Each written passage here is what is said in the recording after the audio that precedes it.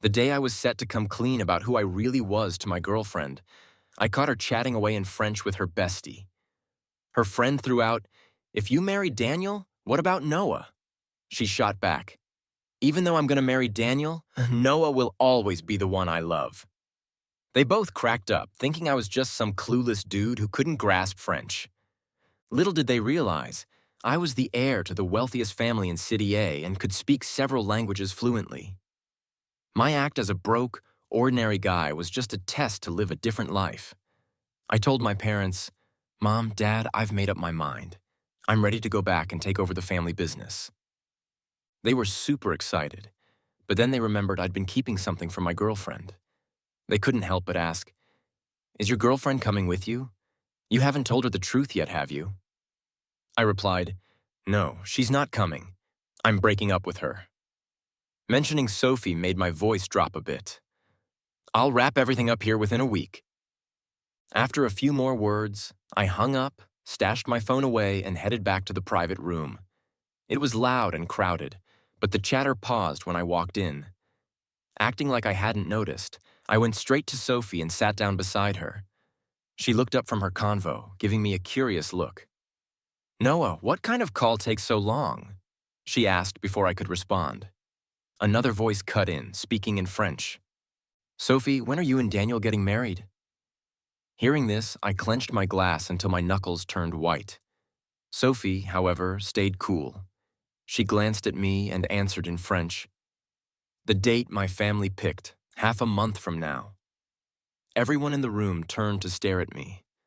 One of her friends raised an eyebrow, curious. "If you're marrying Daniel, what about Noah?" "Breaking up?" Sophie shook her head and said, "No." She swirled her wine, took a sip, and added, "Marriage is just to please my family. Noah is the only one I truly love." Her words got everyone laughing. The jokes flew around quickly, with someone saying, "Sophie, are you for real? Loving someone so beneath your status?" Sophie looked at me with eyes full of tenderness, like her silence said it all. Another voice chimed in, teasing, "You must be really into him. But hey, does he even get French?" It was meant as a joke, and everyone laughed. "Noah's family is struggling. Where'd he get the money to learn another language?" "Relax, he definitely doesn't understand." Their mockery filled the room, not knowing I actually caught every word. After all, I wasn't the broke nobody they thought I was. I was the only heir to the richest family around. Sophie and I had been together for 5 years. She treated me well, except she never introduced me to her family. I figured she was worried about our different statuses. The Christopher family was one of the top in City B. I had planned to reveal the truth that I was the sole heir to a massive fortune, hiding my identity to escape living under my parents' shadow. But fate had other ideas. 3 days ago, I found a red wedding invitation in her study. The groom was the Ito family heir, and the bride was Sophie. While she was sweet-talking me, she had already agreed to an arranged marriage. She called me her husband one moment and was ready to marry someone chosen by her family the next. In that instant, I knew there was nothing left to say. She was getting married. I would inherit my legacy. We both had bright futures, but apart. As the evening wound down and everyone got ready to leave, I trailed behind the group, quiet. Just as I stepped out, a stranger's voice called out from behind me. I froze and turned around, seeing a former business partner who always wanted to collaborate with my dad. I sighed inwardly, not wanting to show who I really was. I was thinking about how to brush it off when one of Sophie's friends gave me a once-over and let out a mocking laugh. "Young Master Noah, with those clothes? Do you think he's wearing anything worth over $300 altogether? What a joke." Her words sparked a burst of laughter. They weren't speaking French, so I heard every mocking word, but stayed unfazed. Instead, Sophie got angry, giving the person a cold, warning look. The woman hesitated, feeling embarrassed, and everyone else quickly fell silent after getting the same look. With the laughter dying down, the person didn't follow us. I stayed behind Sophie as we headed home. Once home, she took off her coat and hung it up before breaking the silence. "I won't bring you to these kinds of gatherings anymore," she said. I kept my tone and expression calm. Even though she was essentially cutting me out of her social circle, I didn't react. I just asked, "Do you think I embarrassed you?" She chuckled lightly and tried to snuggle into my arms, teasing me. But I sidestepped her, forcing her to explain with a hint of helplessness. "What are you thinking?" she asked. "I just don't want you to get hurt," I replied. "But there's a gap between our statuses. Situations like this will keep happening. Hasn't your family pushed you into an arranged marriage?" I looked at her, searching for a hint of guilt. Even when talking about the arranged marriage, Sophie's expression only froze for a moment before going back to normal. "Noah, you just need to know that I love you. I'll handle the rest," she said. If I hadn't been watching closely, I wouldn't have noticed anything unusual. After she spoke, Sophie went to the bathroom to freshen up. Watching her leave, I stayed silent, my thoughts racing. Was her so-called solution to marry someone her family approved of while keeping me on the side? From the bedside table, a notification pinged. It was Sophie's phone. Her password was never a secret, so I unlocked it easily and saw a message from Daniel. He wrote, "Sophie, we're meeting both families tomorrow. If you don't stay over tonight, won't the elders suspect our marriage is fake? I know you love your boyfriend, but at least for these few days, could you give me some dignity?" Though his words were meek, his intent was clear. He started using their parents as an excuse to make her stay. What would he do next? He'd just keep escalating step by step, but I didn't care anymore. I'd already decided to leave. With that in mind, I marked the message as unread and put the phone back.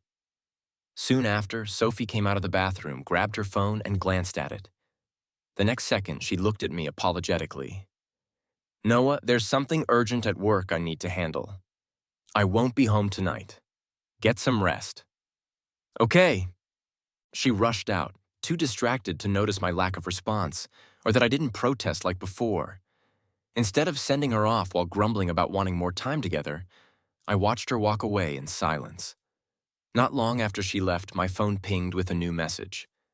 "Sophie will come to me with just a word. Tomorrow we're meeting the parents. Once we're married, what will you be? Just a hidden lover?" Daniel's words hurt, but what pissed me off most was that Sophie had given him the knife he used to hurt me. Maybe she didn't realize, but even if I hadn't found the wedding invite, her plans to marry someone else wouldn't have stayed hidden. The day after I discovered the invite, Daniel added me as a friend. Since then, he'd been sending me taunting messages. Photos of Sophie helping Daniel try on wedding outfits, picking rings, visiting the wedding venue. One picture after another destroyed any leftover love I had for Sophie. That night, Sophie didn't come home, and I didn't care. The next morning, after a quick wash, I went straight to my office and resigned.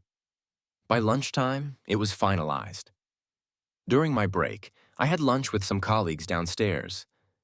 When I mentioned quitting, one who was close to me joked, "Lately I've been seeing videos of people quitting to inherit family businesses. Noah, did you quit suddenly because you're going to inherit a family fortune too?" I nodded slightly and said, "That's right. I'm going to take over the family business." They froze for a moment before bursting into laughter, thinking I was joking. I smiled but didn't add anything. After lunch, I packed my stuff into a box and went straight home. When I arrived, Sophie was there. Seeing me with the box, she asked curiously, "Did you quit?" I nodded and carried the box to the bedroom. Her brows furrowed tightly as she called out, "You love that job. Why did you suddenly quit?" I paused, looked at her, and smiled. "Because I found something I want to do even more." Hearing my response, Sophie didn't ask anything else. She just said, "If the work is too tiring, just come back. Seeing you work so hard every day breaks my heart." "Noah, we have enough money in our family to support both of us." I shook my head firmly and replied, "I'm not a freeloader." Sophie was taken aback. "How could you ever be?" I cut her off, not wanting to hear more. "Why are you home so early today? Didn't go to work?" she asked. "Work's been so busy lately that I haven't had time to spend with you. I wanted to make time for us today," she explained. Her frown softened, and she quickly became the sweet, caring girlfriend I'd always known. "What do you want to do? Shall we have dinner or watch a movie?" In the past, such words would have moved me deeply. I knew she was the heir to the Christopher Corporation, always juggling tons of work. Her willingness to make time once showed how important I was to her. But now, as I looked at her, I couldn't help but wonder, was she really busy with work, or was it the wedding prep that kept her occupied? How could she plan a wedding with another guy while still claiming I was the only one she loved? In the end, I didn't expose her lies. There were only a few days left. Soon I'd disappear from her life entirely. I shook my head to decline her suggestion and thought for a moment before saying, "How about helping me with some spring cleaning? There's a lot of old stuff in the villa we don't need anymore." Sophie agreed, and we spent hours sorting through items. By the end, the things I had set aside for disposal were all things we'd once bought together as a couple. From mugs to accessories, clothes to slippers, everything was tossed into the trash without hesitation. As the pile of discarded couples' items grew, the smile on her face began to fade. By the time I threw the last item away, her unease was clear. "Noah, did you find out something?" she asked nervously. "What could I know? Is there something you're hiding from me?" I raised an eyebrow, dodging her question with one of my own. She looked away, unable to meet my eyes. After a moment of silence, she grabbed my hand tightly. "Noah, no matter what happens, just remember, I love you." I gave a faint smile, but said nothing more. After finishing the cleaning, Sophie insisted on going out for a date, worried she might sense something was wrong. I didn't refuse. We had dinner, watched a movie, and then headed to an auction house. Just as we were about to enter, a man in a sharp suit approached us. Sophie's expression flickered for a split second, and I noticed right away. "What's wrong? Did you run into someone you know?" I asked. Before she could answer, the men stopped in front of us, greeting us warmly. Sophie quickly introduced him. "This is Daniel, the son of a family friend." Then, after a brief pause, she introduced me. "And this is my boyfriend, Noah." The stark difference in her introductions made Daniel's smile falter, though he quickly recovered and extended a hand toward me. "I've heard a lot about you, Sophie's boyfriend. It's a pleasure to finally meet you," he said before I could respond. The group of friends who had mocked me in French the day before appeared, winking at Sophie behind my back. It hit me then that this coincidence was planned. They'd brought Daniel here on purpose. Anger boiled inside me, but I knew losing my cool now would just make things worse. I had to keep my cool. At the auction, Daniel's seat was right next to Sophie's. Unlike his taunting texts, in person he was charming and knowledgeable. When he found out Sophie was into porcelain, he started chatting her up about it. Sophie, who had been distant at first, gradually leaned closer to him. It wasn't until I coughed that Sophie seemed to remember I was there. She turned to me softly. "Are you bored, Noah? I know you're not into this stuff. If there's anything you like, just bid for it." Before I could reply, the hushed whispers of her friends behind me reached my ears. "Sophie sure knows how to save face for Noah. Even if he's interested, what does it matter? He probably doesn't even know how to place a bid." "Ha, exactly. This must be his first high society auction." The women kept their mocking chatter going, occasionally glancing my way. Even though they pretended to whisper, it felt like they were loud enough for me to hear. I didn't react, but soon enough, they were standing before me, addressing me as young Master Thompson. As the previous item was sold, the next piece was a jade sculpture of longevity, cranes, and pine trees.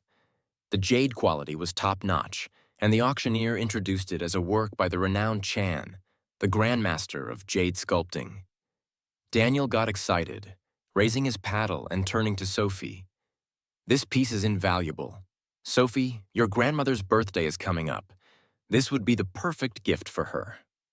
Hearing the name Chan, I glanced at the sculpture. One look was enough to tell me everything I needed. My voice stayed calm as I said, "It's Daniel." Daniel turned to me, disbelief on his face. He wanted to snap back and call me a clueless bumpkin, but with Sophie beside him, he forced a smile. "And how, Mr. Thompson, did you come to that conclusion? Because the real one was gifted to his grandmother by the Thompson family heir, I said plainly. There's only one such sculpture in the world. The genuine piece is in my family's collection, making the one on stage definitely fake. Though I meant to stop him from making a mistake, my words had the opposite effect. Daniel burst into laughter, and Sophie's friends joined in, ridiculing me openly. Noah, stop pretending to know what you're talking about. It's embarrassing, one sneered.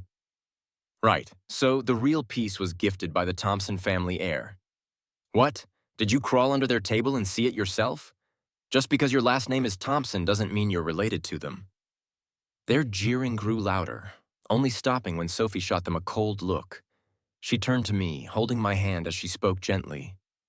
Noah, I know you've been reading books on art appraisal lately, but expertise doesn't come from books alone. Daniel grew up attending auctions and has a deep understanding of jade carving. Naturally, he knows more than you. Her tone was measured, but her words carried the same disbelief as the others. I chuckled softly, but said nothing. In the end, Daniel bid an exorbitant 100 million won to secure the jade sculpture. As he swiped his card, I couldn't help but smile. I wondered how Sophie's grandmother would react when she found out her family spent 100 million on a fake sculpture. I didn't stop him or worry about it further. Rising from my seat, I excused myself to the restroom. As I washed my hands, a familiar voice sounded behind me. Noah, I thought I made myself clear. Yet here you are, shamelessly clinging on. Do you really want to be the third wheel that badly? The voice was sharp and grating, nothing like the composed Daniel from earlier. I looked up and turned to face him. Mr. Ito, let's get one thing straight. I've been with her for 5 years. If anyone's the third wheel here, it's definitely not me. With that, I prepared to leave, but he stepped forward, blocking my path with a cold sneer. Yes, 5 years, he mocked, and yet she still won't marry you. Haven't you ever wondered why? I'm the heir to the Ito family, and she's the heir to the Christopher Corporation. We're a perfect match. But you, a gambler dad, a sick mom, a broken-down family with nothing to offer.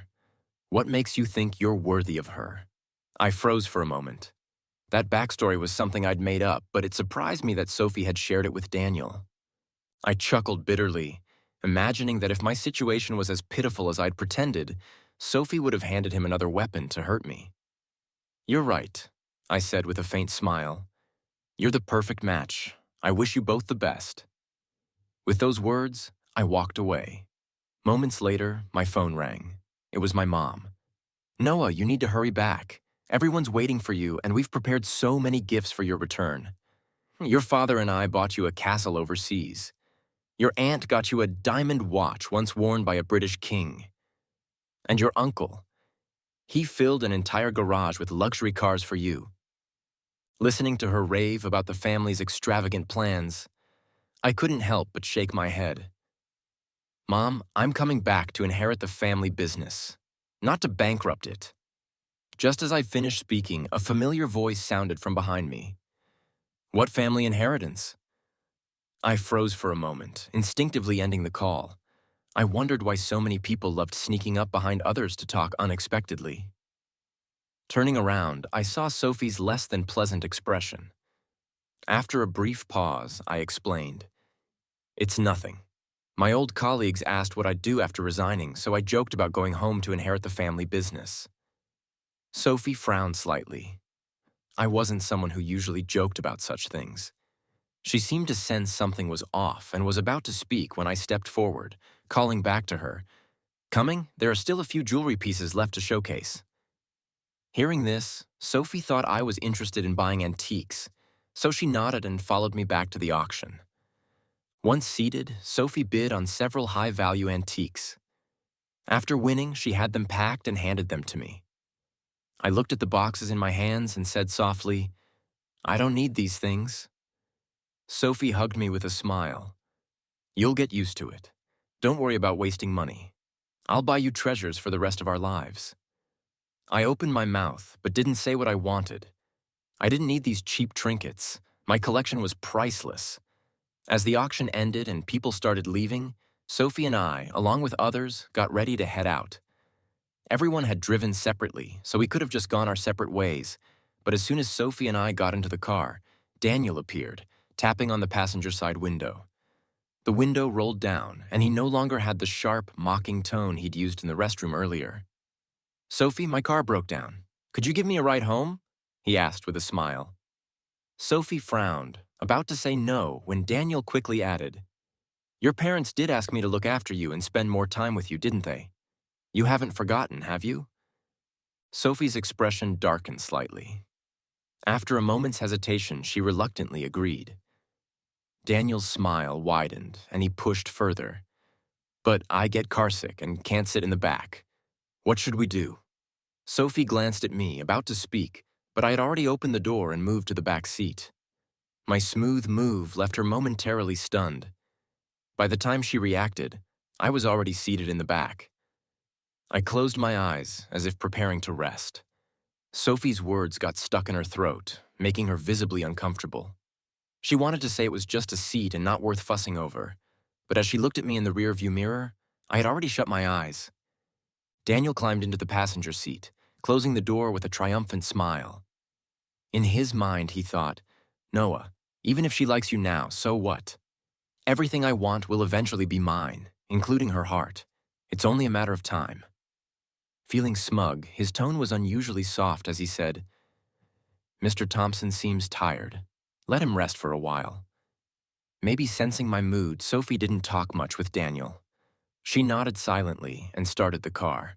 At some point, I genuinely fell asleep. When I woke up, the car was parked in the Christopher family's garage and Daniel was nowhere to be seen. Sophie touched my face gently. "You're awake. You seem to be sleeping so soundly. I didn't want to disturb you." Still groggy, I nodded and opened the car door, stepping out without waiting for her. I walked straight toward the house. Sophie quickly got out and caught up with me at the door, blocking my path. "Are you upset? Daniel really is just a family friend's son. Don't overthink it," she said. I gave a nonchalant hum, pretending to still be angry. Sophie grabbed my hand, her tone soft. "He really is just a family friend.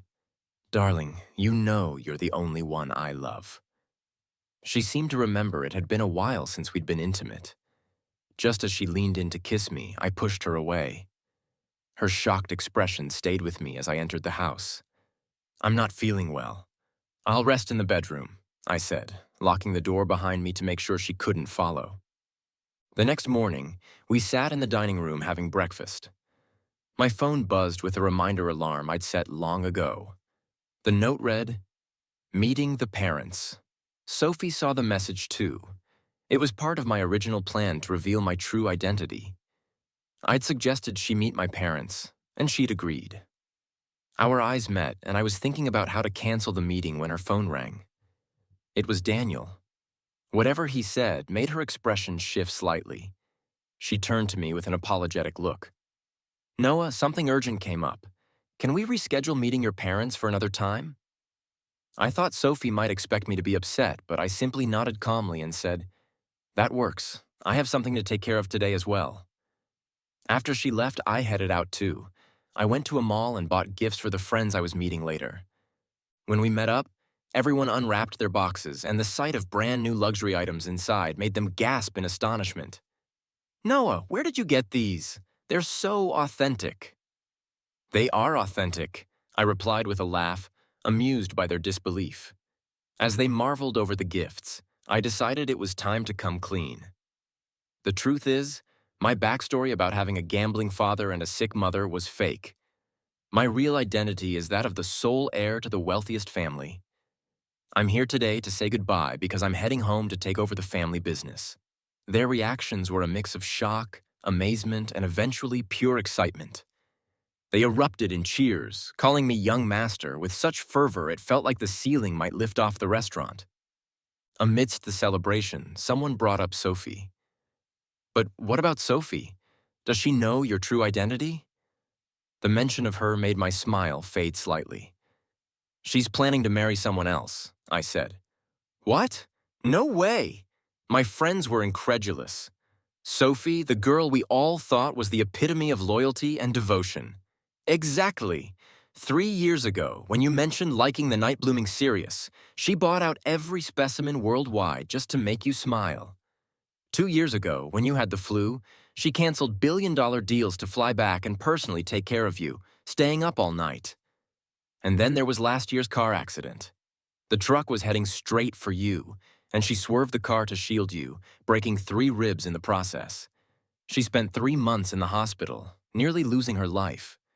How could her groom not be you? Hearing them recount those moments made me feel nostalgic. Back then, Sophie's love for me was all-encompassing, even to the point of self-sacrifice. But now I shook my head and smiled faintly. She does love me, but her family thinks I'm beneath her. They're forcing her into marriage. Before I could reveal the truth, the invitations were already printed. From what I could tell, her plan was to make me her lover after the wedding. My friends exploded with outrage. A lover? Are you kidding me? Making the sole heir to the wealthiest family a lover? The Christopher family must be insane. She'll regret this. Just wait until she's chasing after him, begging for forgiveness. Another chimed in. Exactly. Once they learn who you are and realize you left quietly, they'll lose their minds. At that moment, Sophie and Daniel walked through the door, overhearing the end of our conversation. Sophie frowned and asked, "What do you mean by true identity?" Seeing them approach, one of my friends, filled with indignation, was about to speak when I stopped him. I turned to face the pair, my expression cold. "What are you doing here?" Sophie's gaze flickered with unease as she avoided eye contact. "Our families have a collaboration, so we arranged to meet and discuss it," she said, her voice uncertain. Her answer made me laugh softly. Of course I knew the collaboration she was referring to. It was their marriage arrangement. Because of their business discussion, Sophie and Daniel didn't join us. Instead, they sat at a nearby table, close enough for me to see every intimate gesture exchanged between them. I watched as he cut her steak, shared his favorite dishes with her, handed her napkins, and even wiped a smudge from her lips. Their interaction was so natural and familiar that my friends were fuming with anger, but I stayed calm, my expression impassive. After finishing the meal, we all parted ways, and Sophie suggested we head home with Daniel, perhaps learning from the last time we argued over the front seat. This time, Sophie decided to take the family's extended Rolls-Royce, with the chauffeur driving, so she didn't have to sit in the front passenger seat again. The car smoothly headed toward the Ito family's house, the journey uneventful with the road ahead clear. No one expected an accident to happen at that moment. A runaway truck came hurtling toward us from another direction. The driver instinctively swerved the steering wheel, but the sound of a loud crash followed as the two vehicles collided. The windows shattered, and I was thrown to the opposite side due to the force. Just before I lost consciousness, I saw Sophie protect Daniel beside her, shielding him from harm and soothing his panic. My vision blurred, and I suddenly remembered the car accident my friends had mentioned earlier. It was during our 4th year together, when my feelings for her were still at their peak. At that very intersection, a truck sped toward us, just like this one. I was in the truck's path. In a moment of fear, Sophie realized she couldn't avoid the collision. She swerved the car, forcing her side to face the truck. The front of the car was crushed in, and she was pinned in the driver's seat. Firefighters and doctors worked tirelessly to rescue her, and it took hours to get her out. She nearly died that day, but when she woke up from the danger, the first thing she asked was about my safety. Now, in the same kind of accident, the difference was that she instinctively shielded Daniel, not me. The rear of the extended Rolls-Royce was completely mangled, and after everyone got out of the car, Sophie, still calming Daniel, finally noticed me. I was silently holding my bleeding forehead, but luckily my injury wasn't severe. After some treatment at the hospital, the doctor advised me to stay for observation for 2 days because of my head injury. Sophie, seeing the bandages on my head, looked at me with deep guilt. "Noah, I'm so sorry. I was just thinking about the upcoming collaboration with Daniel, and he couldn't get hurt. I only thought about protecting him. You can hit me, shout at me, whatever you want. Just don't ignore me." "Okay." Her apology was sincere, and her reasoning seemed understandable if I hadn't remembered their wedding, which was just a few weeks away. I didn't respond. I didn't say I forgave her or that I wouldn't. My expression stayed emotionless throughout. Sophie kept apologizing, repeating how sorry she was. Suddenly, her eyes brightened with hope, and she said, "Your birthday is coming up in a few days. Can I give you your gift in advance? What do you want for your birthday? I'll get it for you." Hearing this, I finally looked up at her, my eyes still emotionless. "Then get me a plane ticket to City A 3 days from now," she asked. "City A? What for?" She seemed surprised, but quickly answered her own question. "Do you want to travel there?" I didn't explain. I just nodded and murmured, "Mmm." Sophie didn't ask more questions. She opened her phone and bought the plane ticket to City A right in front of me. Afterward, she said, "I have something to do during this time, so I won't be able to accompany you. You go to City A, and when I'm free, I'll join you. The plane ticket is a small gift, but I'll make it up to you with a big surprise later." I shook my head and smiled softly. "It's not small at all. After all, this plane ticket was my way home. Sophie, thank you for your gift. You're personally sending me home." During my 2 days in the hospital, Sophie seemed to go back to being the attentive and loving girlfriend she was when we first started dating. But this illusion ended the moment I was discharged. She claimed she had work to attend to and arranged for the driver to take me home. Not long after, I got a taunting message from Daniel. "Sorry, Sophie and I are about to get married. She's accompanying me to my family's estate for dinner today, so I'm afraid she doesn't have time to pick you up." I ignored the message and quietly went home to start packing my luggage. On the day of my departure, I woke up early.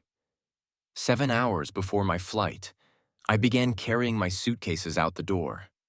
Just as I was finishing, Sophie returned. Seeing the pile of suitcases at the entrance, her face immediately showed a flicker of panic. "What's going on?" she asked. "I told you I was going to City A, didn't I? You even bought the ticket for me." "Did you forget?" I replied, my expression calm, as if I were just planning a vacation. But my explanation didn't convince her. She asked, "Wasn't it just for a day or two? Do you really need this much luggage?" I curled my lips into a faint smile and said, "I brought extra clothes. I want to take more pictures this time." She knew I'd never cared much for photos before. Even when we traveled together, I never brought this much. Her unease grew, spreading through her like wildfire. She looked like she wanted to open my suitcases right then and there to check if I was telling the truth. But just as she moved to do so, her phone rang, cutting through the tension. It was Daniel. Whatever he said on the other end made her pause momentarily. Then, without another word, she left. Before she did, she turned back to me and said, "Noah, don't stay too long. Send me your return flight details and I'll pick you up." I didn't answer because I knew I wasn't coming back. This departure was our final goodbye. 5 hours before my flight, I changed the villa's door code. From my birthday, I reset it to Daniel's. I left a sticky note on the door that read, "Since this will soon be Mr. Ito's home, it's only fitting the code should be set to his birthday." 3 hours before my flight, I gathered every photo of Sophie and me from the villa. I burned them one by one in the fire pit. I remembered the kisses we shared beneath fireworks, the countless times I told her she was mine, confessing my love under starlit skies, and swearing to love her forever. She once took the brunt of a car accident to protect me, breaking 3 ribs and spending 3 months in the hospital, nearly losing her life. Her social media was filled with pictures of us walking through spring, summer, autumn, and winter together. Now, as the memories turned to ashes, it was all over. 2 hours before my flight, my phone buzzed. Daniel had sent me a video. In the video, a family gathering was happening. Sophie's friends, Daniel's brothers, and their parents were all there. The camera focused on Sophie and Daniel as the crowd cheered. "Kiss, kiss," someone teased. "Come on, Sophie, you're getting married in a few days." "What's there to be shy about?" Daniel said. His cheeks flushed. He closed his eyes and leaned toward her. The cheers grew louder as everyone encouraged Sophie to kiss him. Sophie hesitated, staring at him for a long moment before finally closing her eyes. She wrapped her arms around his neck and stood on the tiptoe. The video ended, and another message from Daniel followed.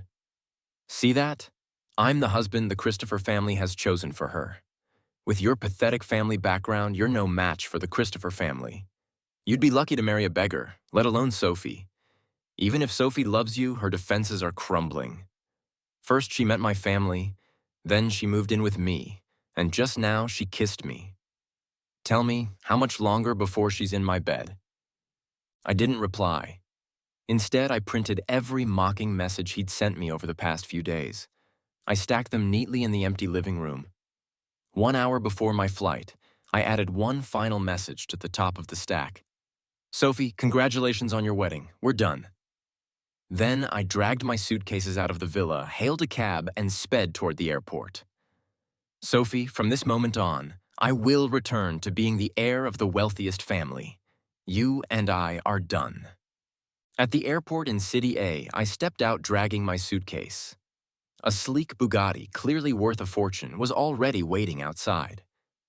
As soon as I approached, a man standing by the car opened the door for me and said, "Young master, please get in."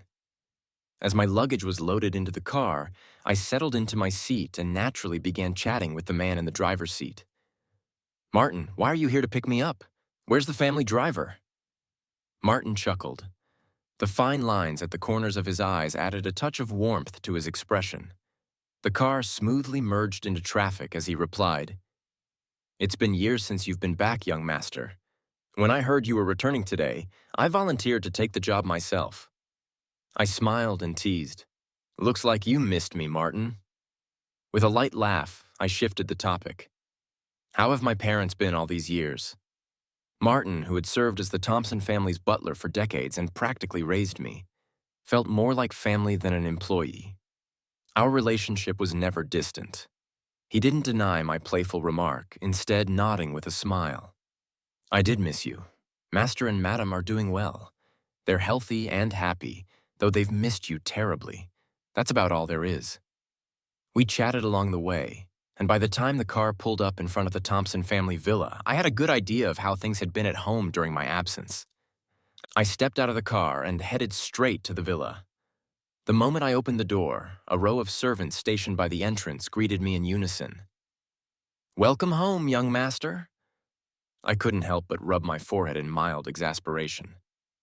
Martin, pushing my suitcase behind me, he handed it off to the servants, who promptly carried it upstairs.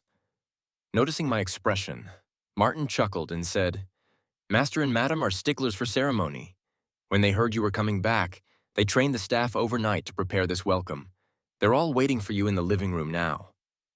I nodded, finding the whole ordeal a bit over the top, but refrained from saying anything that might dampen the mood.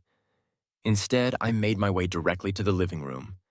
As expected, it was packed with people, my parents, aunts, and uncles, all gathered in one place.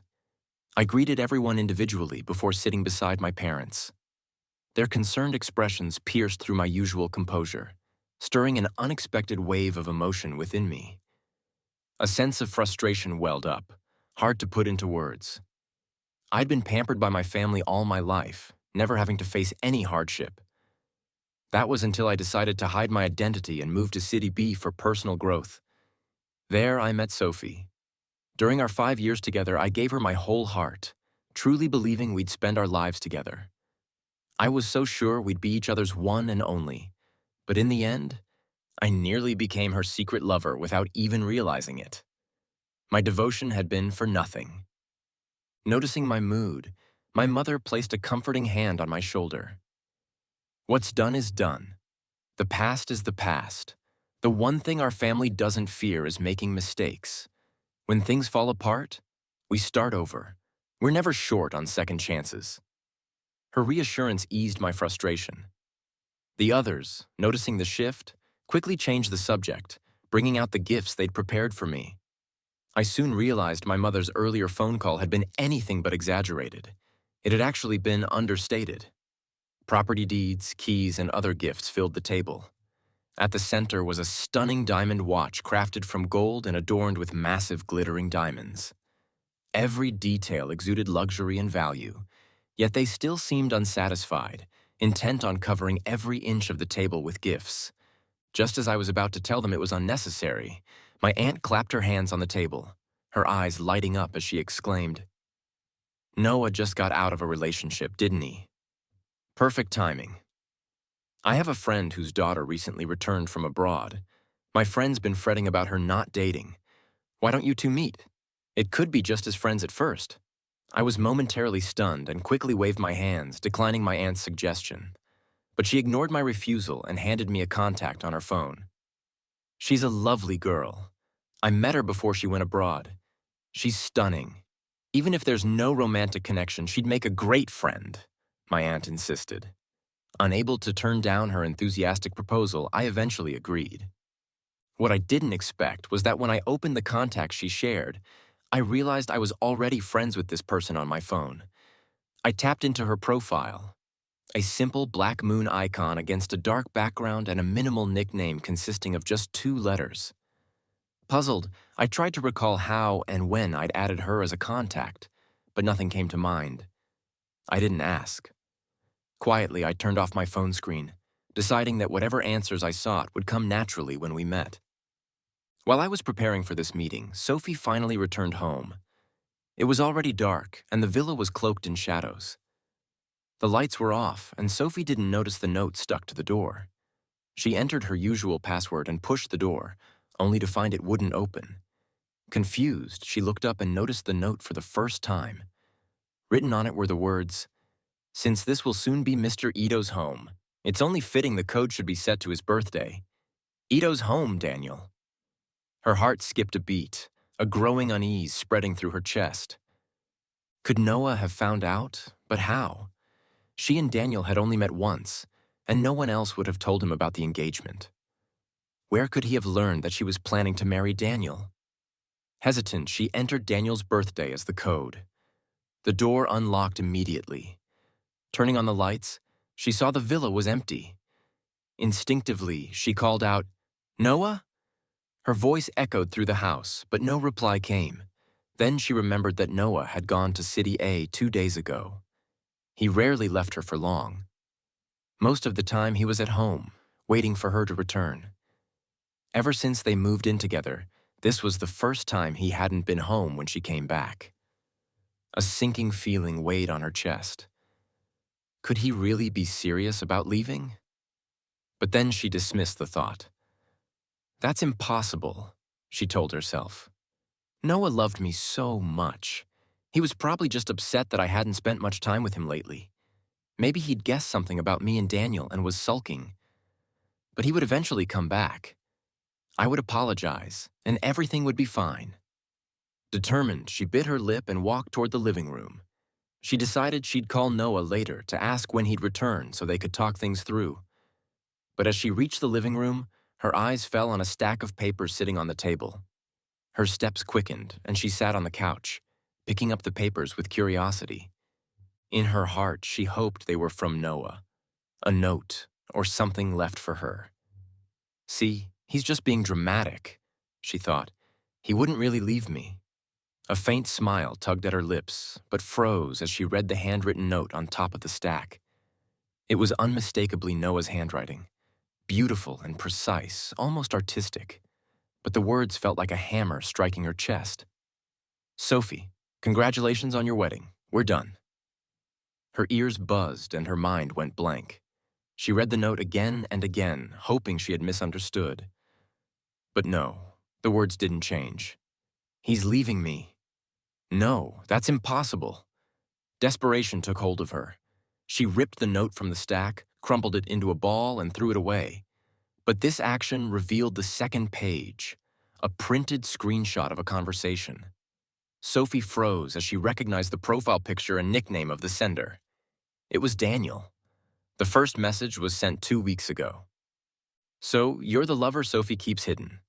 Allow me to introduce myself. I'm Daniel, her fiancé. You'd better know your place and leave. When Sophie and I are married, it'll be embarrassing for you to be kicked out of the villa. Whenever I call, Sophie comes to me. Tomorrow, we're meeting each other's parents. Once we're married, what will you be? Just a secret lover. She loves you. So what? She already kissed me. How much longer until she's in my bed together? Interspersed among the messages were photos and videos. Sophie and Daniel trying on wedding outfits, choosing rings, visiting the wedding venue. One video had been paused at the most damning frame. Daniel leaning in to kiss Sophie as she wrapped her arms around his neck. Sophie's hands trembled as she flipped through the pages, her heart sinking deeper with every word and image. Noah knew everything. It was the image of her and Daniel, surrounded by their families and friends, locked in a kiss as if it were the ultimate declaration of love. The fragile thread in Sophie's mind snapped, and a wave of silent panic washed over her. Her face turned pale, and she mumbled, "I don't believe it," over and over. She stumbled toward the staircase, her legs weak and trembling. As she climbed the stairs, her foot slipped, and with a thud, she tumbled down the steps. The sharp pain brought her back to reality. Gritting her teeth, she grabbed the handrail and pulled herself up, hobbling toward the bedroom. This time she moved slower, and no further accidents happened. She made her way to the bedroom and stopped short as she opened the door. The room was barren. Everything belonging to Noah was gone. Even the photo frames on the nightstands, once holding pictures of the two of them, were empty. The frames sat in their usual spots, but the photos had vanished. Sophie's eyes filled with panic as realization dawned. She yanked open the closet, then the drawers. After pulling out her belongings, she saw only empty spaces where his things once were. She searched every corner of the villa, the bedroom, bathroom, study, everywhere. Not a single trace of Noah remained. Her mind flashed back to when Noah suggested they do a spring cleaning, casually discarding every couple's item they owned. Now she understood why he had done it. He was cutting ties, erasing every trace of their time together. The void inside her became more oppressive, almost suffocating her. She couldn't wrap her head around it. 5 years together, and now he was gone. After everything they had been through, he left her so heartlessly, taking only his own stuff.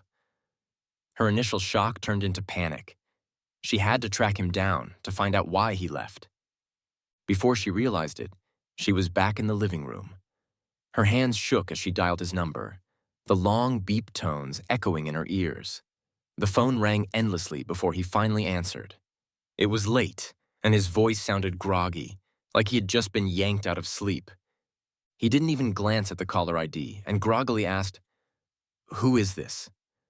"Noah, it's me, Sophie," she replied, her voice shaky, worried he might think it was a prank and hang up. She quickly added, "Where are you? I need to see you. Where are our photos?" The sound of her voice immediately woke Noah up. He looked at his phone and saw her name flashing on the screen. Letting out a deep breath, he realized his mistake. "I forgot to block her number." In the brief silence, Sophie kept calling his name over and over, her persistence getting on his nerves. "Sophie," he said curtly, "you're about to get married. Some boundaries need to be respected. As for the photos, I burned them. When Mr. Ito moves into the villa, I doubt he'll be cool with seeing that stuff. Meeting up is even more pointless. You're about to marry someone else, so why'd you let Sophie see your ex?" Hearing that he had burned the photos, Sophie felt her heart break. But it wasn't just the photos she lost. It was the finality in his rejection that hurt the most. "Noah, I didn't agree to break up," she said quickly, her voice shaking. "It's not what you think with Daniel. The only person I love is you. How could you just leave me like this?" Her voice wavered, and he could hear her faint crying. He paused. Sophie rarely cried. In their 5 years together, he'd only heard her cry once after the car accident. Even though she was the one badly hurt, she had cried uncontrollably seeing his injuries. Her usually composed self had completely fallen apart. This was the second time, and he never doubted the love Sophie once had for him. In reality, witnessing the depth of her love made him notice when it started to fade. She might still care about him, but he wasn't the only one she loved anymore. That's why, when faced with choices, he was the first to be let go. Whether it was her secretly thinking about making him her lover or instinctively saving Daniel during the car accident, he was no longer her priority. So even though he heard her sobs and felt her sadness, his heart stayed cold. "Sophie," he said evenly, "we broke up. Breaking up doesn't need both people to agree. If anyone left this relationship, it was you. You gave up on us first. How can you accuse me of abandoning you now? Let me be clear. We're done. Don't contact me again." Each word hit Sophie like a dagger. She tried to speak, her eyes full of sorrow. "Noah," she barely managed before the call cut off. The sound of the call ending left her stunned. When she tried calling him back, her calls wouldn't go through. He had blocked her. Sophie tried other ways to reach him, but every message bounced back with a red exclamation mark. Defeated, she collapsed onto the couch, her eyes drifting to the pile of papers on the table. Staring at the stack, her sadness and anger boiled over. She swept the papers off the table with a hard swipe, sending them flying through the air. Pages fluttered down onto the table, the couch, and the floor with a rustling sound. "Daniel, it's all Daniel's fault. If he hadn't messed things up, Noah wouldn't have left so suddenly." The last page landed in front of her, showing the final message Daniel had sent to Noah. "So what if he loves you? You've already kissed me. How much longer until we're together?" Sophie's eyes darkened as she read those words, her gaze heavy and unwavering. After a long moment, she let out a cold laugh. Her lifeless eyes flashed with a sudden, fierce glint. "Daniel," she muttered to herself, "I told you long ago that the only person I'd ever love is Noah. How dare you chase after him? Since you're so eager to get married, why not give you a wedding gift?" Unaware of Sophie's thoughts, he calmly blocked her number and every other way she could reach him. Once done, he set his phone aside and drifted into a deep, peaceful sleep. That night, he slept better than he had in a long time. The next day was his first day at Thompson Group, and he woke up early. Confident in his ability to make his mark, he was determined to avoid giving anyone a reason to criticize him, especially on day one. Thompson Group was a family business with over a century of history, spanning industries like fashion, luxury jewelry, fragrances, cosmetics, skincare, and even household goods. Not only did the company have a presence in these fields, but it also led them. Initially, he had planned to start with one of the smaller brands and work his way up.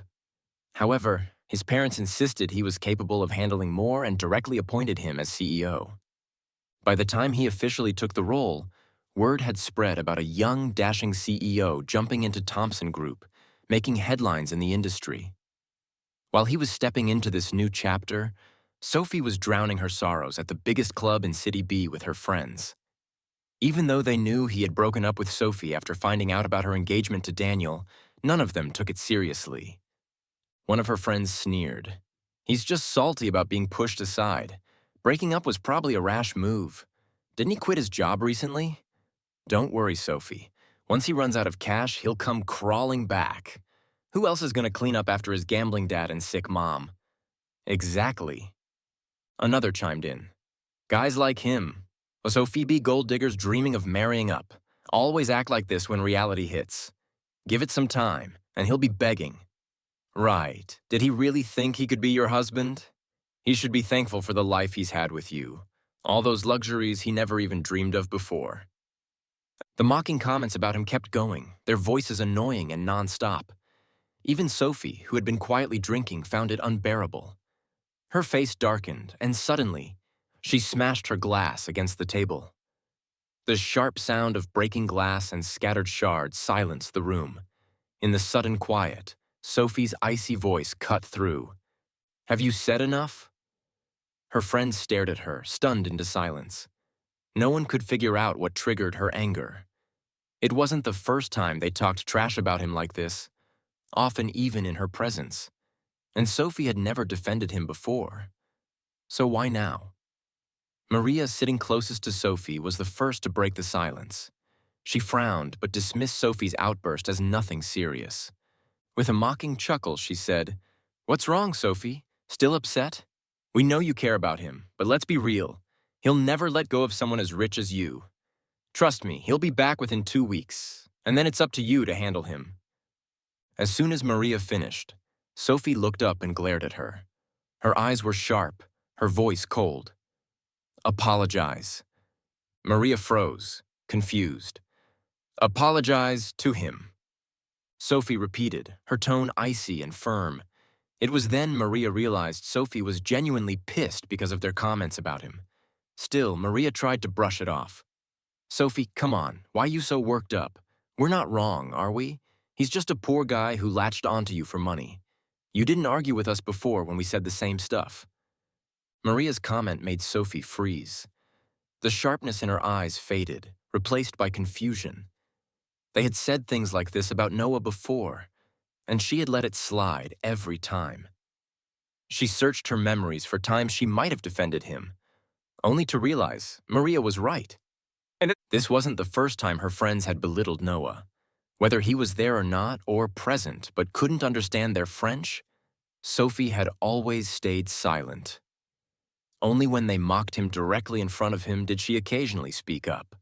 But those objections were half-hearted, more for show than a real defense. That realization hit her hard. Her quiet acceptance of their comments mirrored her true feelings at the time. Her chest tightened and she found herself speechless.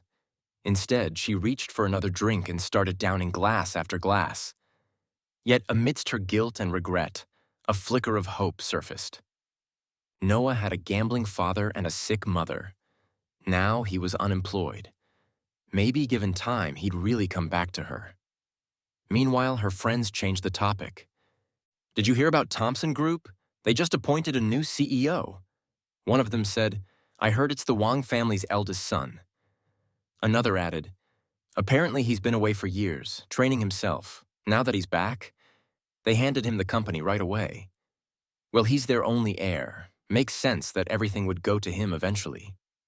Even if he parachuted into the role, he's probably been groomed for this all his life. Honestly, it's wild how some people are born into such privilege. Even with the same last name, the differences between people can be staggering." Sophie wasn't interested in the conversation and stayed silent, lost in her thoughts as the number of empty bottles in front of her grew. She didn't pay attention to the mention of the Thompson family's eldest son returning after years away. Nor did she realize that Noah's departure and the note he left her were not just out of anger, but the truth. By the time the gathering ended, it was late at night. Sophie had drunk so much she could barely stand.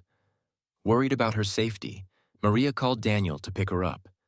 When Daniel arrived, only Maria was left with Sophie, who was slumped over and barely conscious.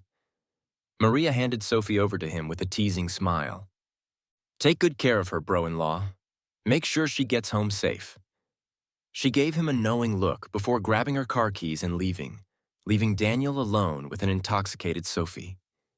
Instead of taking her to the Christopher family villa, Daniel brought her to his own place. Once inside, he carried her into the bedroom and gently placed her on the soft bed. He carefully wiped her face and tucked her in before lying down beside her. "Sophie," he whispered, "we're getting married anyway. What's the harm in moving things forward a bit?" He leaned closer to her, but just as the tension in the room seemed to peak, Sophie stirred, pressing herself against him. Her head nestled into the crook of his neck, her warm breath brushing his skin and sending shivers down his spine. The room's atmosphere grew heavier, charged with intimate heat, but the name that escaped her lips the next moment froze him in place. "Noah," she murmured, her voice soft but clear. She didn't make any further moves, only clung to him tightly, as if afraid that if she let go, the person she truly wanted would disappear forever. Daniel's expression darkened. He lay still, holding her, his mind racing. His eyes flashed with a venomous glint. Noah, always Noah. If only Noah would disappear from this world for good. Sophie woke up with a pounding headache, instinctively raising her hand to massage her temples. But the moment she realized there was someone else beside her, her hand froze mid-air. Turning her head, she saw a head of brown dyed hair and, without thinking, blurted out, "Noah." The moment the name left her lips, she knew something was wrong. Noah was still in City A, And he had ended things so decisively just days ago. There was no way he would be lying next to her now, let alone with dyed hair, something he had never done. A sense of dread crept over her as she pushed the person beside her with sudden force. The man, startled awake, tumbled off the bed with a loud thud. Daniel groaned as he hit the floor, rubbing his side before looking up to see Sophie glaring at him with an icy expression. "What are you doing here?" Her voice was cold, devoid of any warmth, making Daniel's face flush with both embarrassment and frustration. If it had been someone else looking at him with such disdain, he might have elicited pity with his pitiful expression. Even the old Sophie, before her breakup with Noah, might have softened. But the Sophie standing before him now had heard every word of his taunts to Noah. Seeing that Sophie remained unmoved, her expression growing darker, Daniel suppressed his irritation and quickly explained, "You were drunk last night. You wouldn't let me take you back to your villa, so I had no choice but to bring you to mine." It was only then that Sophie noticed her surroundings. She had been so consumed by anger earlier that she hadn't realized she wasn't in her own bedroom. Her expression softened slightly, but the suspicion in her eyes didn't fade. "Then why were you sleeping next to me?" Daniel's face flushed deeper. He stammered, I planned to leave after settling you in, but you wouldn't let go of me." His hesitant demeanor and words made Sophie's eyes darken further. Whether or not she believed him, she didn't say. She simply stood, giving him a cold, pointed look before walking out of the room. Pausing at the door, she bit her lip and said, "Daniel, stop playing games. The only reason we're getting married is because you're obedient and easy for my parents to handle. If you try this again, I won't hesitate to replace you." Daniel's face twisted with anger as he watched her leave. His jaw clenched so tightly it was a wonder he didn't crack a tooth. Meanwhile, in City A, he glanced at yet another unknown number flashing on his phone screen. For the first time, he found himself likening Sophie to a relentless leech that refused to let go. After he had blocked her number, there had been blessed silence for a while. But recently, for reasons he couldn't understand, she had started calling him from different numbers. Each time he blocked one, another would pop up in its place. He sighed in frustration as he disconnected and blocked yet another number. Finally, the nonstop ringing stopped, and he exhaled slowly. He placed his phone face down on the desk, put it on silent, and turned his attention back to the documents in front of him. This project was the first major task he had taken on since joining Thompson Group. If he could successfully secure it, it would solidify his position among the company's upper management. He had accepted the challenge without hesitation, only to find out later that Sophie had unexpectedly joined the bidding process. He wasn't afraid to face her directly, but he couldn't understand her motives. The Lee family's strength was in City B. Why would Sophie suddenly interfere in a project in City A? Was it because of him? The thought made him chuckle darkly. Did Sophie think this was some grand romantic gesture, balancing wedding plans with one guy while clinging to another? As if juggling two lives was perfectly justified. And yet, she had the nerve to tell me that things between her and Daniel weren't what I thought. But even if she didn't love Daniel, what did it matter? Daniel was her choice. She had agreed to the engagement herself. Whether he was the heir to the wealthiest family or just an ordinary guy, she had no right to turn him from her legitimate boyfriend into her secret lover. The bidding competition this time was intense. It wasn't just one group participating. Nearly all the top-tier conglomerates in City A were involved. It wasn't unusual for competitors from other cities like Sophie to join as well. Given the scale, the organizers decided to host a banquet, inviting all participating companies to attend. When his aunt handed him the invitation, she gave him a sly wink. Her expression left him confused. "Auntie, is there something else I should know?" he asked. She rolled her eyes at him. Seeing that he genuinely seemed to have forgotten about the matter she'd mentioned earlier, she patted his shoulder and said, "Don't tell me you've forgotten. I told you about my friend's daughter and suggested you meet her. She's been busy, but guess what? She's also attending this banquet for the bidding. Perfect timing for you two to meet." Hearing it was about matchmaking again, he was momentarily speechless. Given the setting, he couldn't help but laugh awkwardly. "Auntie," he said, "this is a bidding event. That makes us competitors. Who arranges a blind date between competitors during a bidding event? You're really one of a kind." He even gave her a playful thumbs up. But his aunt wasn't the least bit concerned. "So what?" she replied. "Being opponents in business doesn't mean you can't connect personally. Besides, if you meet her first, maybe you can use a bit of charm to your advantage. I've heard that while she's never dated anyone, she once had a crush on someone. Guess what? He's your type." He froze for a moment. It reminded him of the last time he checked the contacts she shared with him. He had found out that the girl and he were already friends online. But because there was no need to send a friend request, he had completely forgotten about her afterward and never reached out. Now, his aunt's reminder brought her back to his mind. "She likes someone like me, and she's already added me as a friend. Was that why she added me in the first place?" He frowned slightly, and his impression of her dropped a notch. It seemed less like she wasn't interested in finding a boyfriend and more like she couldn't let go of the person she once liked. Wouldn't meeting her now feel like volunteering to be someone's stand-in? He didn't mention his doubts to his aunt, who had no idea about the history. Instead, he gave her a perfunctory smile, accepted the invitation, and felt indifferent about the meeting. He thought his silence would be taken as a polite refusal, but his aunt must have interpreted it as consent. On the day of the bidding, she sent a car to wait outside the Wang family villa. "Hello, Mr. Wang." The woman was dressed in an elegant Chanel suit and approached him as he stepped out. He stopped in front of her, not taking another step forward. "I don't think I've asked for your name," he said. She hesitated, her eyes dropping for a moment as if to hide a flicker of disappointment. After a brief pause, she replied, "Ethan. My last name is Carlson." Satisfied with her answer, he didn't prolong the awkwardness. When she gestured toward the car, he followed her and got into the passenger seat.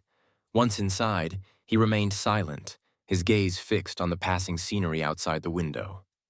Yet her name lingered in his mind, repeating itself over and over. There was something oddly familiar about it, though he couldn't place why.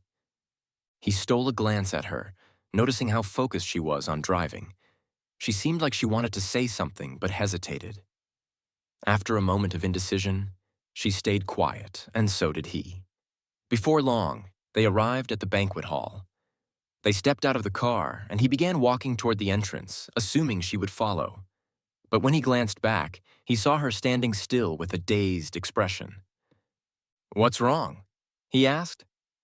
She pressed her lips together, then met his gaze and said, "Most people walk in arm with their dates." For some reason, even though Ethan's face remained neutral, he thought he caught a trace of disappointment in her expression. He cleared his throat, trying to ease the awkwardness, and walked back to her, taking her arm gently. He led her toward the banquet hall. As they neared the entrance, curiosity got the better of him, and he asked, "Have we met before?" The flicker of sadness in Ethan's eyes deepened. He doesn't remember me at all, she thought. For a moment, he thought she wouldn't answer, but finally, she broke the silence. "We were classmates in high school," she said softly. "I was the one who always sat in the corner." Her words carried a quiet weight, drawing him into a past he had almost forgotten. Back in high school, Ethan had been the reserved one, always keeping to herself. Her classmates rarely noticed her, and even her parents, often busy with their careers, paid little attention to her. Living in her own world, Ethan rarely interacted with others. Despite her striking appearance, she was easily overlooked, just as he had overlooked her until now. But Ethan had noticed him. She liked him from the moment he approached her differently than others. While most classmates barely acknowledged her presence, he made a point to include her, never skipping her during group discussions or activities. He had become the most frequent figure in her otherwise isolated world, the only light in her life, but her shyness held her back. At graduation, she managed only to add him as a friend through their shared classmate directory, despite wanting to talk to him. She never sent a single message. Years later, while studying abroad and undergoing therapy, she learned through mutual acquaintances that he was in a relationship. Heartbroken, she decided she would remain a silent observer in his life, content as long as he was happy. But when she heard about his breakup, hope rekindled within her. And so, she returned. Hearing Ethan's explanation, fragments of memory resurfaced. He recalled the quiet girl who always sat at the edge of the classroom. Yet looking at her now, poised and composed at such a high-profile event, he found it hard to reconcile the girl she had been with the woman she had become. "You've changed a lot," he said, unable to hide his surprise. "You're even more beautiful now." Her cheeks turned red, and she averted her eyes shyly. The banquet hall buzzed with energy. People milled about, chatting and networking. They had just stepped inside when the sound of hurried footsteps behind them caught his attention. He turned instinctively, only to lock eyes with two figures entering the hall. "Noah!" The simultaneous exclamation drew the attention of everyone in the room. Ito, Daniel, and Sophie. Their dramatic entrance left him frowning. Despite being from two of City B's most prominent families, their lack of decorum was glaring. How could they act so unsophisticated at such a formal event? Unwilling to engage, he turned back to Ethan. Taking her hand firmly, he quickened his pace, guiding her deeper into the crowd and away from the pair at the entrance. Sophie froze at first, shocked to see him at the banquet hall, especially holding another woman's hand. Her surprise quickly turned to anger, overriding any sense of composure. Ignoring Daniel, who was right beside her, she hurried to catch up with them. "Noah, who's she? Why are you with her?" she demanded, her voice sharp and confrontational. Daniel caught up moments later, his expression turning into a sneer as he looked between Ethan and him, his gaze lingering on their intertwined hands. "Isn't it obvious?" Daniel said with a mocking chuckle. "He must have latched onto someone new after breaking up with you. How else could he get into a place like this? Someone like him could never afford to be here on his own." His tone was so smug, so self-assured, that he didn't even notice Sophie's expression darkening further, nor the uncomfortable looks other attendees were giving them. Thompson Group was the wealthiest family in City A. As the heir to the Thompson fortune, he didn't need anyone's connections to attend this event. Anyone who understood even the basics of the business world would have realized that. Yet here stood Daniel, obliviously spouting nonsense, while Sophie's expression began to crack under the weight of embarrassment. No one in the crowd felt the need to correct them. The spectacle was too entertaining to interrupt.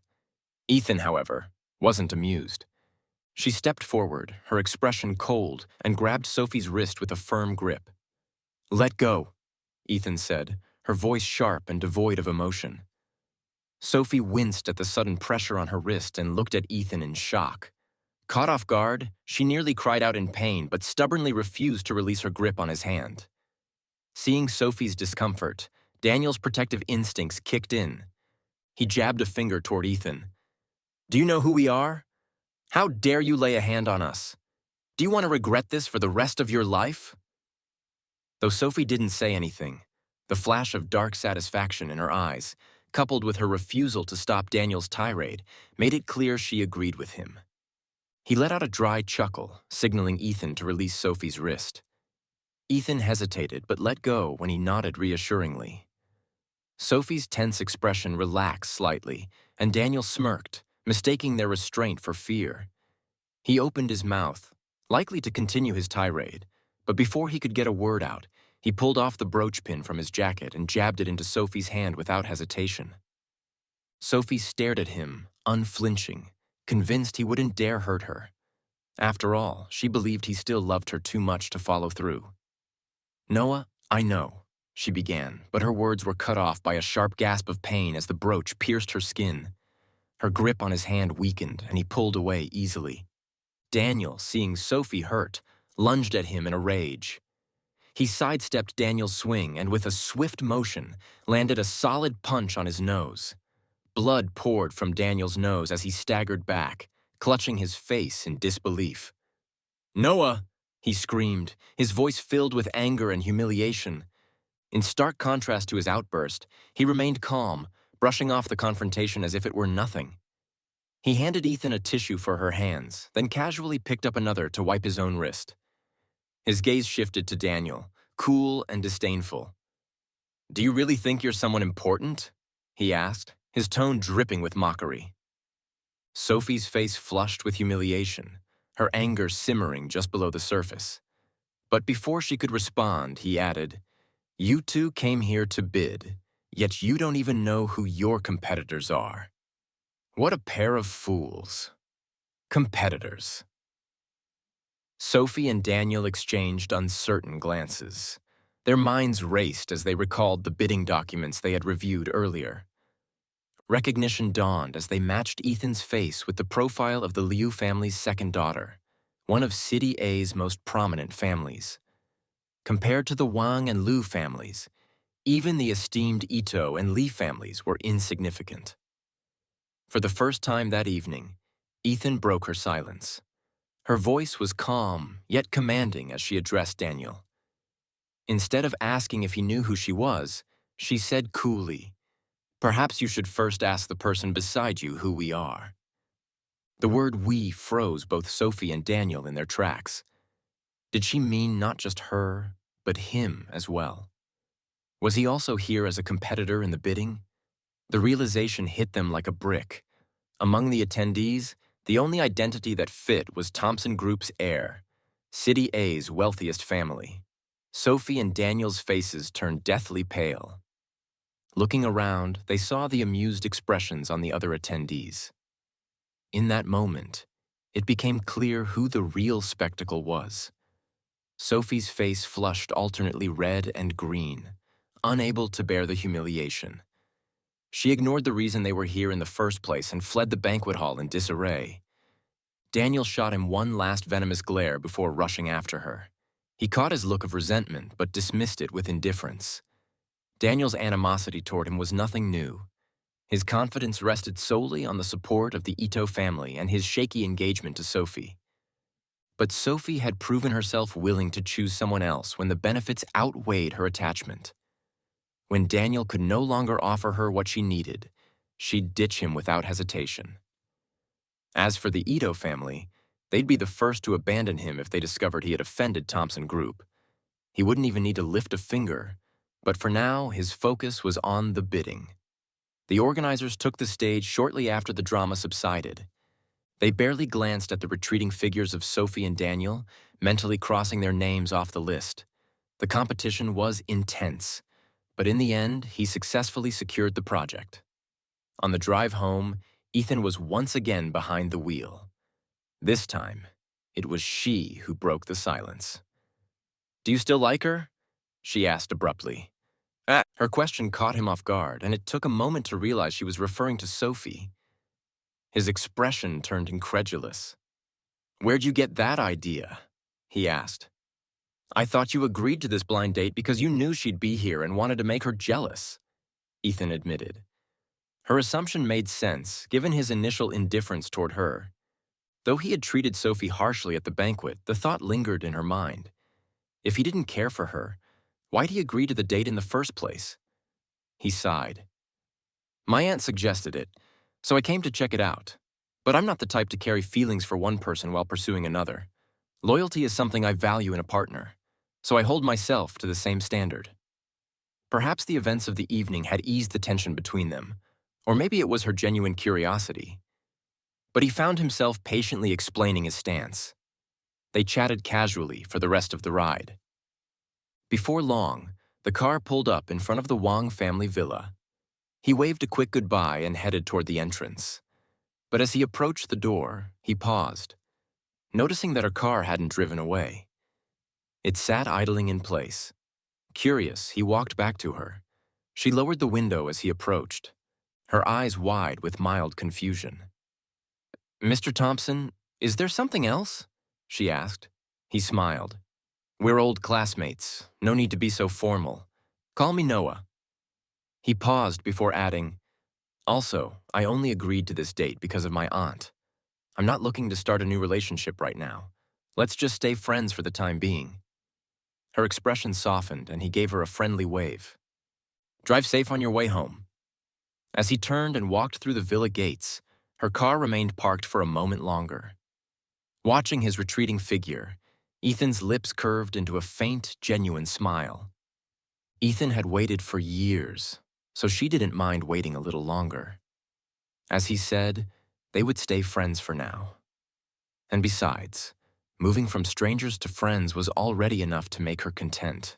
That night, unlike two sleepless people in City B, both Ethan and he slept soundly. The next morning, he was awakened by the incessant ringing of his phone, groggy and half awake. He glanced at the screen and found that his social media accounts were being bombarded with notifications. The endless chimes drew his attention to malicious comments full of vile insults and accusations. Just then, a call came in from a City B number.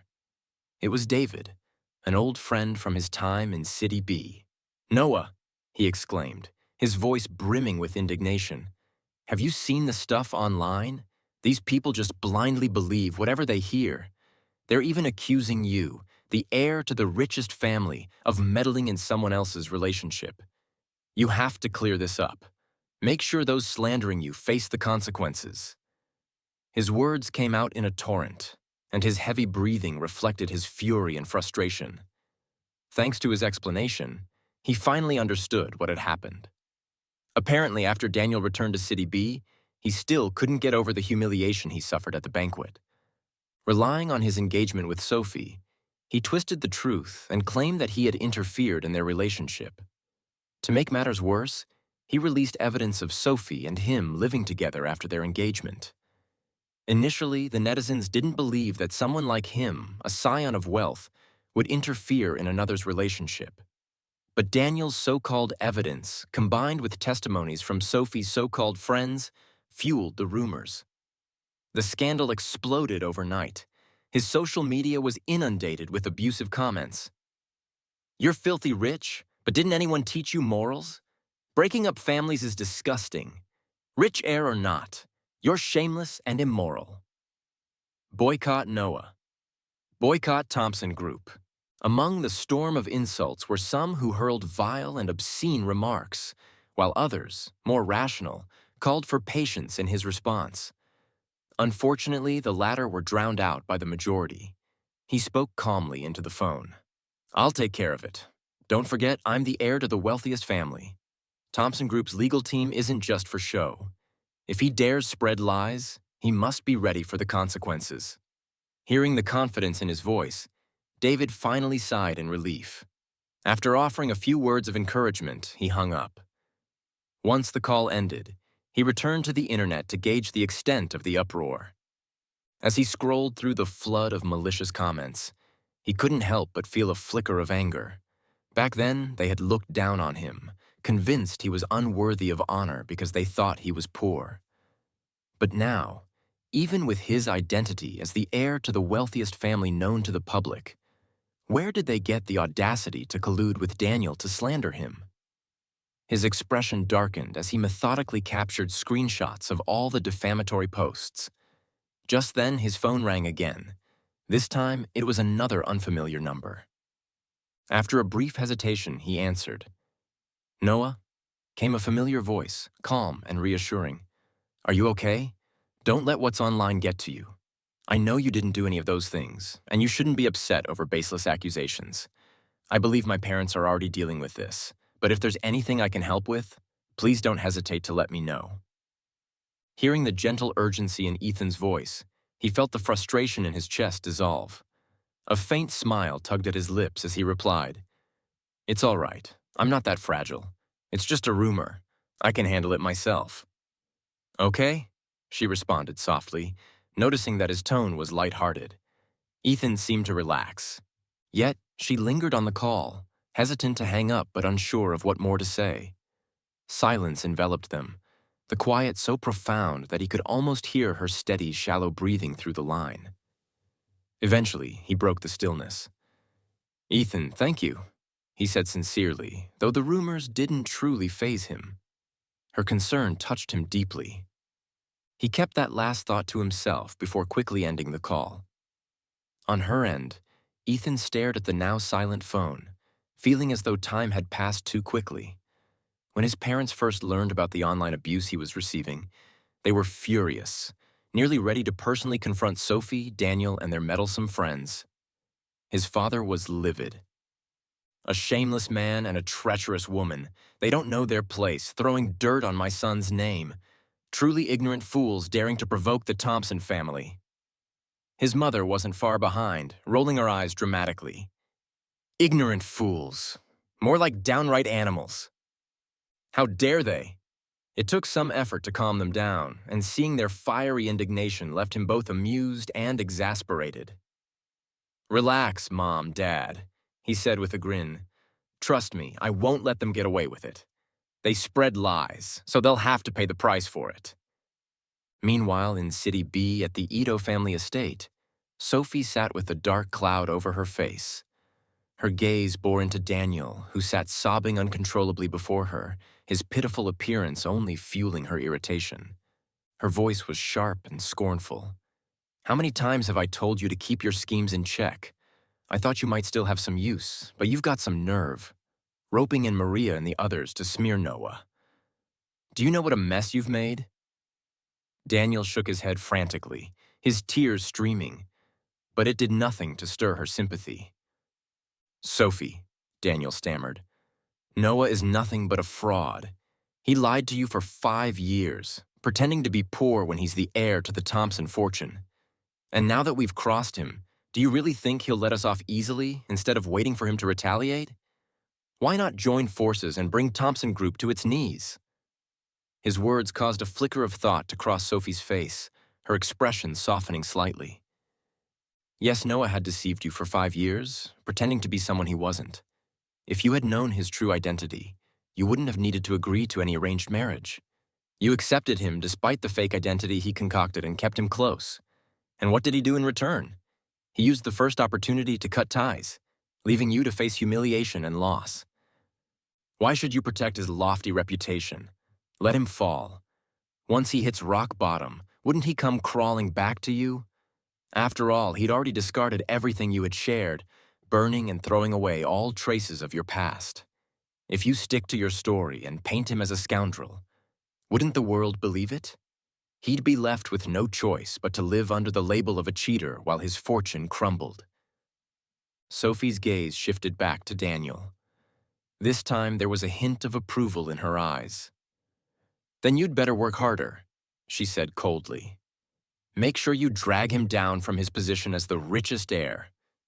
With that, she turned on her heels and left Daniel's villa without looking back. The hum of the departing car faded into the distance, leaving Daniel standing in his villa, his eyes filled with venomous resentment. He hadn't acted on impulse when he schemed against him. Ever since returning from a city and failing miserably at the bidding event, where he not only lost the project but also offended him, the Ito family had decisively abandoned him. Daniel had hoped to solidify his position in the Ito family through his engagement to Sophie. Yet when he brought it up to Ito's patriarch and matriarch, they didn't even hesitate before slapping him across the face. "You still dare mention your engagement to Sophie? She came to us today to annul it herself. You couldn't even hold on to her. Tell us, Daniel, what use do you have now?" They sneered. For the first time, Daniel realized he had been cast aside by everyone. But why? He thought bitterly. "Noah, it's because of you. Because of you. The Ito family gave up on me, and Sophie despises me. How dare you still stand above me?" Looking down with disdain, consumed by anger, Daniel redirected all his fury toward him. With Maria and Sophie as his accomplices, he decided to make a desperate last-ditch effort. They had assumed that he had erased all traces of his 5 years with Sophie. Even if he presented evidence of their relationship, they thought they could fabricate something older to counter it. But they hadn't accounted for the 2 surveillance videos and chat logs he had kept as his trump card. The first video captured their conversation in French, which took place just a month ago, right in front of him. Although the audio was slightly distorted due to being recorded from a distance, the content was crystal clear. Sophie had secretly gotten engaged to someone else while planning to keep him around as her lover under the guise of love. The second video was footage of his confrontation with Daniel outside the restroom at the banquet. The audio revealed him stating clearly that he had been in a relationship with Sophie for 5 years before Daniel came into the picture. Even as he labeled him the interloper, Daniel's response was nothing more than impotent rage. He never once denied it. And if he were truly the one who had interfered in their relationship, given Daniel's personality, he would have refuted him right there. To make matters worse for him, the chat logs he released contained Daniel's boastful and antagonistic messages directed at him. These included taunts about his victory and Sophie's supposed allegiance to him, behavior unbecoming of someone who claimed to be a victim of infidelity.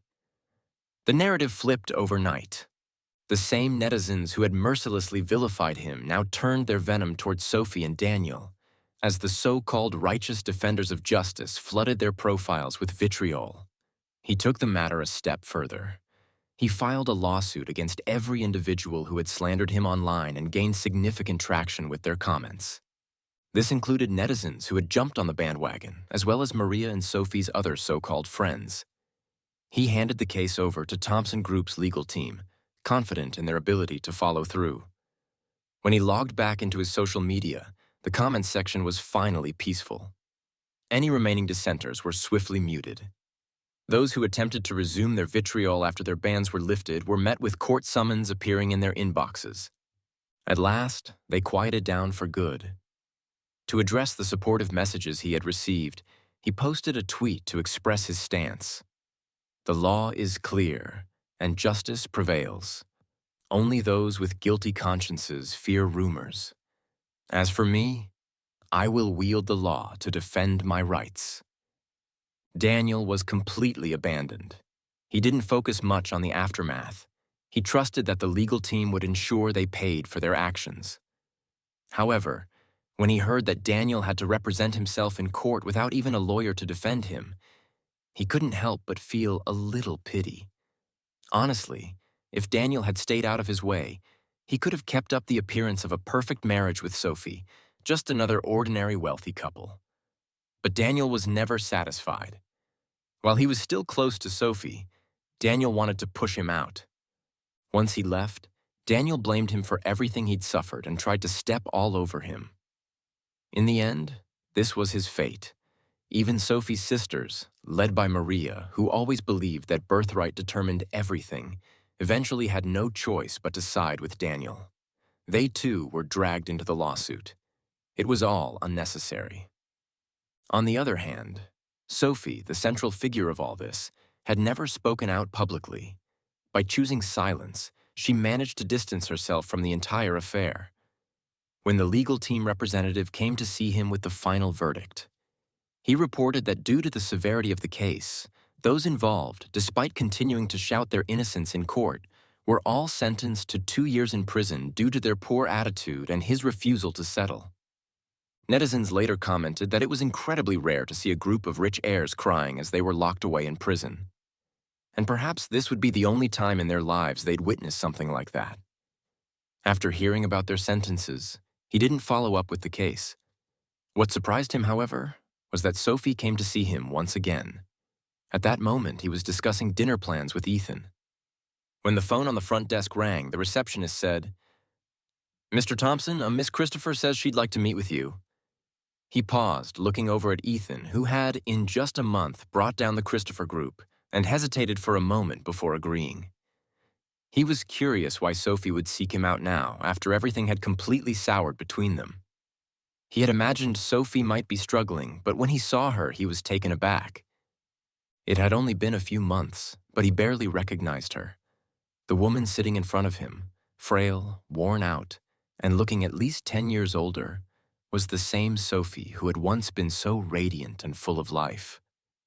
He was shocked for only a moment before quickly regaining his composure and adopting the same cold, distant demeanor he always kept in front of her. Sophie, clearly surprised to see Ethan sitting beside him, seemed to lose her breath for a moment. But she quickly regained her composure, knowing that she had no leverage in front of him anymore. With a face full of regret, she sought his last bit of mercy. "Noah, I know I wronged you before, but I never lied to you. I've always loved only you. Please, for the sake of our past, let go of Christopher Group." She lowered herself completely. The arrogance she had once subtly displayed when they were together was now gone. She looked completely different, almost like a shadow of her former self. He spread his hands, shook his head, and then pointed to Ethan sitting beside him. I said, "The person who wanted to bring down Christopher Group is not me. Why don't you ask her?" He smiled, but the smile didn't reach his eyes. "Moreover, Sophie, haven't you already drained our past relationship when you secretly got engaged to someone else intending to keep me around as just a lover? When you and your sisters mocked and belittled me in French, you never even thought to stop them. When Daniel and your friends spread rumors about me, you quietly stood by, never intervening. Now you're talking about our past relationship. Why didn't you think about it back then when you were doing all these things?" As he spoke, Sophie's face turned pale, and at that moment, she felt the bitter taste in her throat, making it hard to even swallow. She said, "Noah, I know I was wrong, and I apologize. But if this continues, Christopher Group really won't be able to bear it." He shrugged indifferently. "What does it matter to me if Christopher Group can't bear it, Sophie? They've paid the price for their actions. Why do you think a light apology from you can pull you out of this mess?" She retorted, but he never did those things to her. She was desperate, trying to justify herself. But when she saw his smile vanish the moment he spoke, her words faltered. "I said, you didn't do those things. You were just a passive observer. Sophie, people like you, the bystanders, are the most despicable." He looked at her. "Because of your inaction, your friends treated me so horribly. Because of your silence, Daniel had the chance to hurt me over and over again. And now you're telling me you didn't do anything. Fine, you didn't do anything. I didn't bring down Christopher Group either. I can't help with Christopher Group's problems." He raised his voice. "Now please leave." He opened the office door and put on a perfectly official smile. "Please, go." She tried to say something, but he grabbed Ethan's hand and walked past her without a second glance. After all, he was the CEO. A little time off wasn't a problem. As for the person in the office, there were others watching her. "So everything would be fine?" he asked. "So where should we go for dinner? Western food or home-cooked meals?" "I've been craving home-cooked food lately," Ethan answered. "Let's go with home-cooked food. I'll leave it up to you." Her face softened. No longer the same quiet and reserved woman he had first met. He turned back and raised an eyebrow, asking, "Why do you always listen to me?" She suddenly stopped walking. When she looked at him, her gaze was so serious that his heart skipped a beat. He was about to change the subject and keep walking, when her voice came from behind, calling after him, "Because Noah, I like you." Her confession was sudden, yet in some ways he had already expected it. His steps froze and he turned to look at her. He sighed, about to speak, but the words of rejection didn't come. She said, "I know you've said that you're not ready for a new relationship, so when you are, can I be the first one you consider?" Her eyes shone like a galaxy, and as he looked into them, the rejection he had been preparing to say disappeared. He smiled and said, "Since you're asking so sincerely, I'll reluctantly agree." She smiled back, ignoring his teasing words, and simply followed her heart, embracing him. Ethan had waited through many lonely winters and summers, believing that next winter she would no longer be the only one feeling lonely.